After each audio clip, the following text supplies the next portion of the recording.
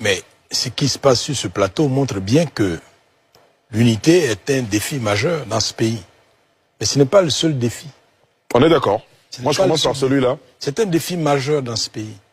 Et je constate, en observant ce qui se passe sur ce plateau, que dans ce pays, il y a 3 pathologies qu'il faut regarder de très près. Lesquelles? Le déni,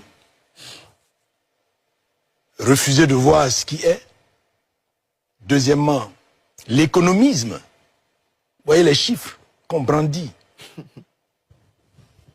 Et puis, justement, son corollaire, le chiffrisme. Une maladie des chiffres. Mais que valent les chiffres? Tous les chiffres qu'on donne, que ce soit ici ou ailleurs, sont souvent manipulés. Vous voyez les chiffres?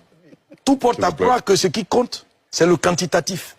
Le qualitatif ne signifie rien. Lui, il est enseignant à l'université, Arthur Banga. Ils sont tous d'accord que nous avons de beaux chiffres. L'école marche bien, l'hôpital marche bien. Je répète, ce n'est pas la construction de quelques bâtiments qui peuvent être désignés école, université, qui signifie que le secteur éducation-formation va bien.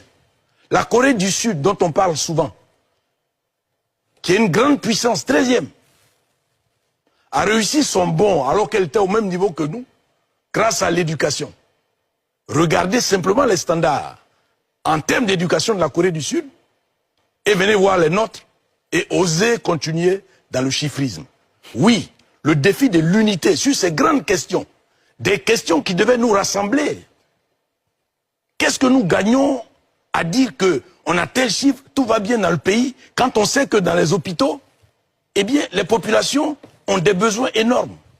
Qu'est-ce que nous gagnons à donner des chiffres, à dire que l'école va bien, tout va bien, quand on sait que le niveau de l'éducation en Côte d'Ivoire reste encore l'un des niveaux les plus faibles. On est premier en dictée. S'il vous plaît. L'un des niveaux les plus faibles, je répète, l'un des niveaux les plus faibles. Et si nous nous prenons garde à être dans le déni comme nous le sommes, ce pays-là risque de se retrouver demain en faillite. C'est ce que nous ne voulons pas. Donc, défi de l'unité autour des grandes questions, c'est important. Mais nous avons un autre défi. Lequel? Mais le défi de la souveraineté, j'insiste. Je ne suis pas en train de mettre dans une opposition binaire indépendance politique et souveraineté. Il faut inscrire ces notions sur un continuum. Nous avons acquis l'indépendance politique. Notre défi, c'est d'aller vers la souveraineté.